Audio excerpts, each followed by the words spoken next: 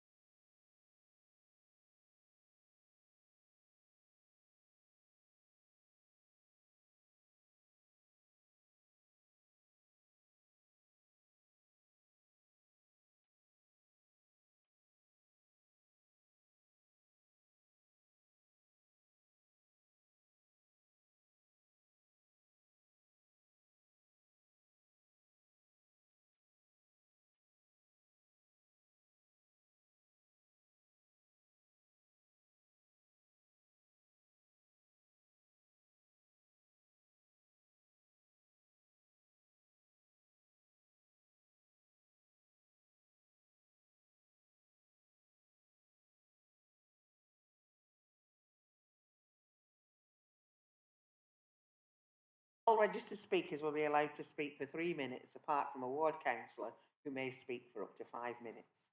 In the event that all speakers are against the application, as chair, I will grant the applicant or representative a time extension. I would respectfully ask members of the public who have not registered to speak to remain quiet throughout the proceedings. With that, you just switch your microphone and everybody could hear. Item 3A, plan south of Mercer Court and east of West Horton Road, Adlington, pages 7 to 46, with an update on your addendum. Ian's going to present this item, which is that planning permission is granted subject to conditions, and I have 3 registered speakers: the objector, Diane Sankey, the ward councillors, Councillor Alistair Bradley, Councillor Peter Wilson. I noticed there's an echo now, he switched me on. I thought it was just me. That was better when I did. I'd be better without the microphone on.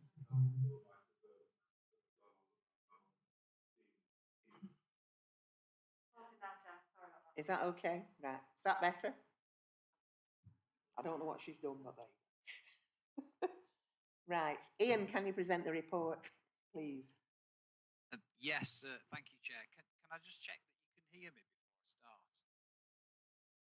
I can hear you. Everybody else okay? Yeah, good to go. Yeah.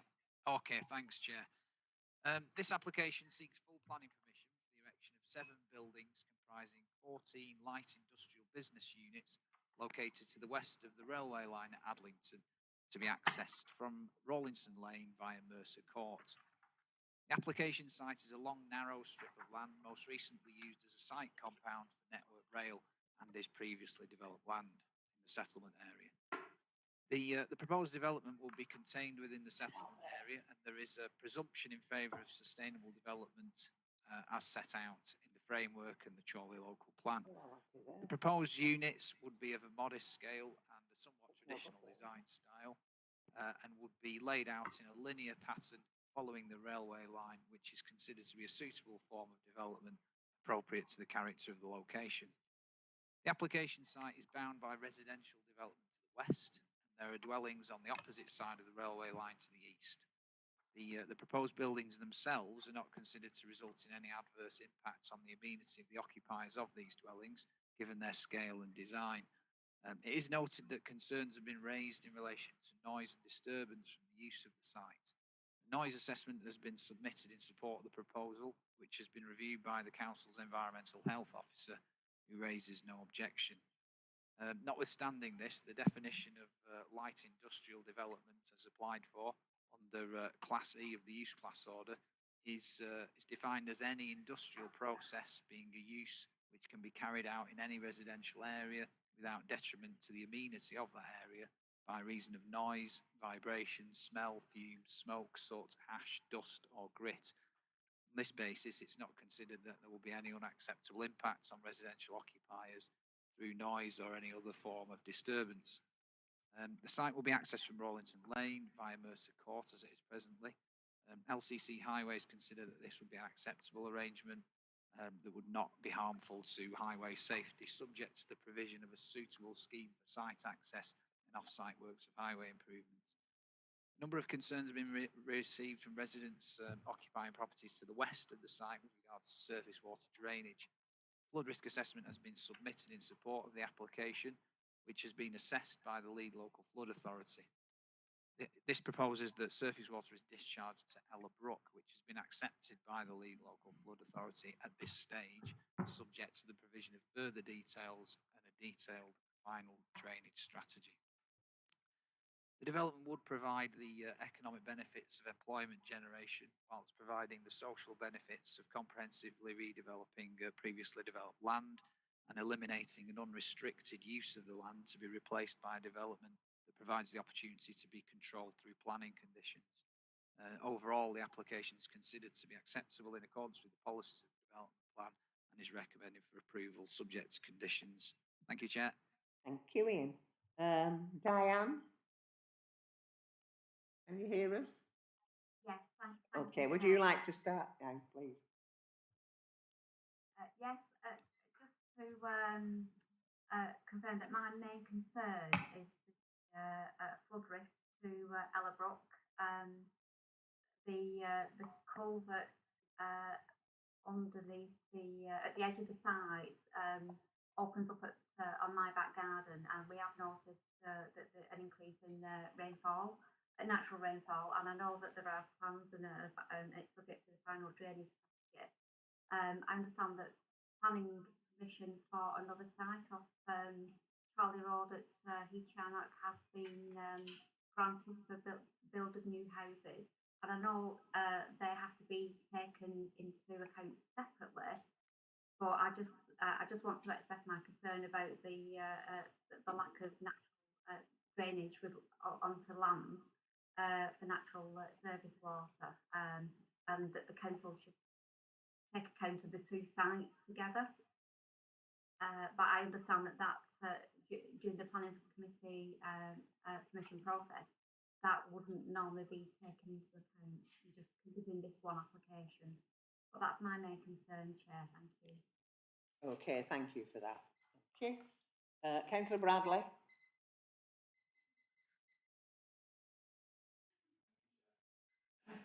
Yeah. Yeah. Okay. Thank you, Chair. Yes, members of the committee, I'm Chair. I'm here to make comment on behalf of residents of Heath Charnock and South East Ward as you'll be aware, most of the site is in Adlington and Anderton ward, and Councillor Wilson will be speaking for residents in Adlington and Anderton, but the access to the site and the number of the properties bordering the site are in my own ward, and therefore I am basically going to refer, not surprisingly, not to the comments made by the officer, very well put, by the way, although I will believe incorrect, from some of the flood authorities and the highways authority, which again we are well experienced in this council of seeing at odds with what residents report. I think paragraph 7 details a lot of the comments that have been made by local residents regarding their concerns with this development around noise and nuisance, around loss of amenity, around flooding, as the resident just spoke of then, around surface water and even sewage backing up in the area, around parking in the area and on the site, and around the nuisance caused by dust, smells and all the other activities that come from a commercial development. As it was been pointed out, it's a long, narrow site, and it therefore affects an awful lot of other properties. In paragraphs 16, Heath Charnock Parish Council make their comments, which are very similar to what they referred to previously when the actual site was passed for housing, which I think was probably a more acceptable proposal than the current application. And also paragraphs 17 and 18 detail those positions echoed, if you like, by Adlington Town Council, whose residents Councillor Wilson will no doubt represent when he speaks. The main issue, though, Madam Chair, is access. The access is certainly constrained. It affects in particular the two residences of Mercer Court that aren't connected to this site and will seriously affect their amenity and cause nuisance to them. And therefore, Chair, I would urge members to consider not the officer recommendation, but actually to consider as a minimum a site visit to understand all the implications of this site to its neighbours.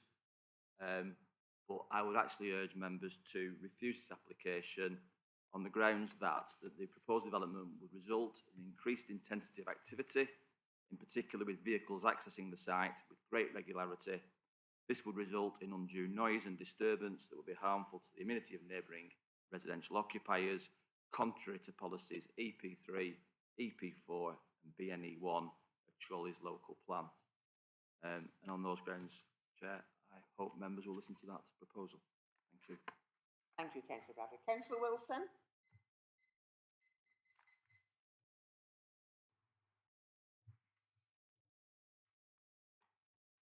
Thank you, Chair.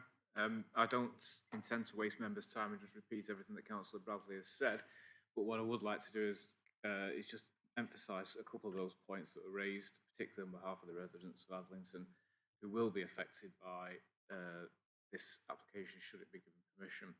I think the key here is a number of issues that have been raised. One is the loss of amenity for the residents in question. I think that is always a grey area in planning, Chair, and therefore can be argued one way, where we heard from the officers that perhaps there wasn't deemed to be a significant loss of amenity. On the other hand, if a resident there with the activities going on site and the vehicle movements to which Councillor Bradley referred, I would argue, contrary to that, that there is or would be a loss of amenity for those residents as a consequence of the noise created and the vehicle movements. Albeit the access issue, Chair, is in Heath Charnock, but I still share that concern as someone who knows the area very well. It does always surprise me with the reports that we receive sometimes from our highways colleagues that seems to be deemed acceptable. I don't think it is. And obviously we've heard from the residents in relation to flooding as well. So I think there are some genuine concerns. At the minimum, as Councillor Bradley said, I would ask members to consider this in more detail, perhaps through a site visit. But I think there is enough evidence there to actually say that the refusal could be granted based on the loss of amenity under the planning policy references that Councillor Bradley just gave. Thank you, Chair. Thanks, Councillor Wilson. Right, over to you, members. Any comments? Somebody out there. Councillor Mott, you've not put your hand up. Oh, sorry. That's why I didn't know. Councillor Morwood. It's the red flashing light that gave me away. Thank you, Chair. Initially, I was happy to see this go through. I mean, traditionally, you would think on a railway of this nature, it's typical of the sort of light industrial that you would get in this type of area.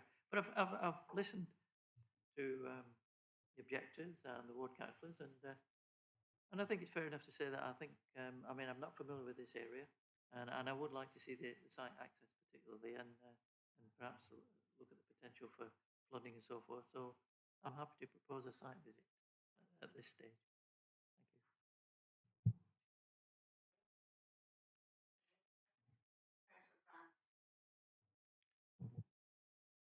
Thank you. Can you actually put your hands up when you want to vote, not virtually, because I'm not on Teams. All right. Okay, that's what I said. Thank you, Chair. Yeah, I'm quite happy to take the site visit. I mean, just looking at this, it is a long, thin piece of land alongside a railway. But I'm just running along, and there does seem an awful lot of residential property on both sides of it, and particularly the side that doesn't have the railway in front of it. So, yeah, I would like to take a look, so I will second the site visit. Thank you. Thank you, Madam Chair. Yes, listen to the discussions from the two councillors that spoke earlier. Yeah, the site is a long site. It's on the side of a railway cutting, as we know. My concern is that the site currently is being used as a depot and a storage facility, and is all current hard standing. When it comes to the drainage comments that have been made, and also when you look at the information that the planning officers put together, if anything, the site will be improved if there is a development on that, whether that's residential or light industrial class C, because there's some drainage work that needs to be done that's conditioned 18, 19 and 20 prior to any works on the site. So I think the drainage is a little bit of a red herring, in all honesty, because I think it'll probably be significantly improved with some development on there, because what we're seeing now is literally compacted MOT, which is constantly run upon. That's the first one. Second one being Class E. Although Class E has got light commercial in it, I think the regulations clearly state that it's down for business use and commercial use with services. So we're not saying that every unit on there is going to be light industrial, but we can't say that they won't either. But what we can say is that there won't be any food preparation on there, because that doesn't fall into Class E. As the planning officer spoke, we are mindful of the fact that any use on there would be detrimental. Any use on there that possibly is detrimental to the residents will have to be looked at prior to. I'm quite happy to go on a site visit, so I'm quite happy to look at the site. But I think we did go on a site visit when the actual application for 7 houses came up a few years ago, and we all walked it and we all got a bit muddy. I don't think it's actually necessary, because I think most of us were actually there. So I won't be voting for it, but I'd be happy to go if it is voted. I would like to finish by saying that I agree with the officer's recommendations, and I would like to move that we approve the application.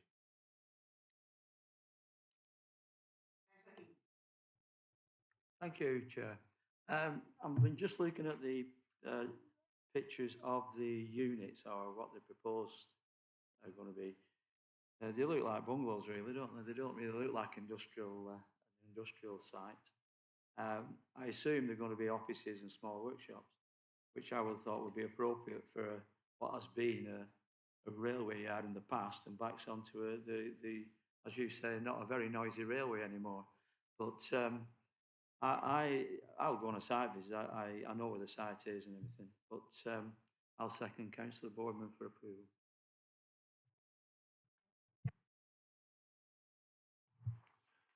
Thank you, Madam Chair. I'm just looking at paragraph, I get to it, 13. Network Rail objected to this originally, excuse me, and then said they were happy with it following amendment in March. I'd like to know what the amendment was on the plan that they said that they were happy with it. And it is land at the moment not used by Network Rail for the repairs of rail line and things like that. Do they not use it as a to go down that area to repair lines? So I'd just like to know what the difference was from before March and after March. Thank you. Thank you, Chair. It's just a bit of clarification, please. Councillor Boardman was talking about Class E, so that could include light engineering or restaurants. cafes and so shops, I think, but because it's Class E, well, that's what I'm clarifying. Part G, that's make sure it is confined to light industrial and nothing else. Is that right? Chair, would you like me to Yes, come please. back on those two matters? Yeah. So in relation to the objection from Network Rail that Councillor G referred to, Network Rail were initially unhappy with the proximity of those buildings to the railway land, the operational railway, so where the fence is really. The applicant updated the plans or they amended the plans to move the buildings a little bit further away from that boundary with the railway land, to an extent that Network Rail were happy with it, basically. So that was that issue. It was a small change in moving the units. The other, in relation to Class E, Class E itself does include quite a diverse range of uses, really, because it includes offices, light industrial, research and development, which is being applied for here. But it also includes shops, cafes, restaurants, nurseries, leisure facilities such as gymnasiums. So it's really varied, and that's a recent change to the use class order.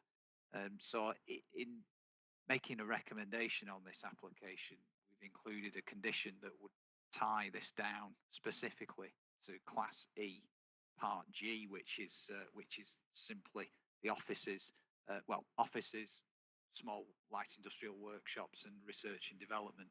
So they couldn't move into any of those other parts of Class E without seeking planning permission. So hopefully that covers that one. Councillor Morwood. Thank you, Chair. Thanks, Ian. Councillor Whitaker.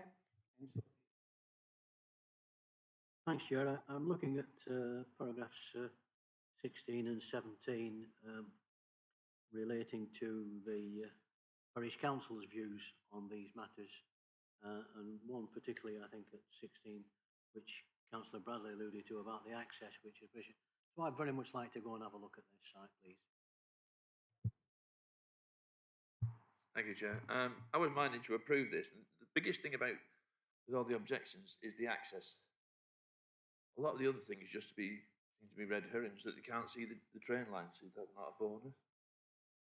There's a lot there that just seems not quite right, but it's the access that's my concern. I have been on the site before, but I wouldn't mind going on a site visit if it was voted for.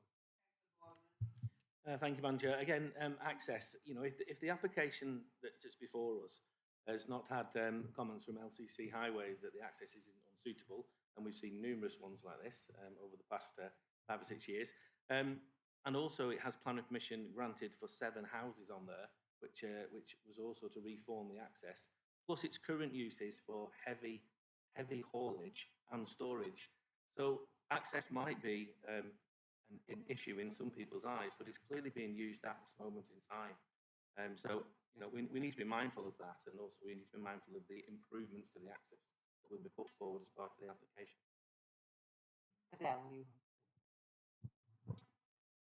Thank you, Chair. I just wanted to respond to some of the comments that have been made, just so that members are clear in their own minds what the issues are that have been discussed. Members are obviously aware that the resolved position of the local planning authority is that development is acceptable per se in terms of the residential development that's been approved. And again, in terms of the potential flood risks, the surface water drainage, they have previously been assessed and deemed to be acceptable and could necessarily be conditioned.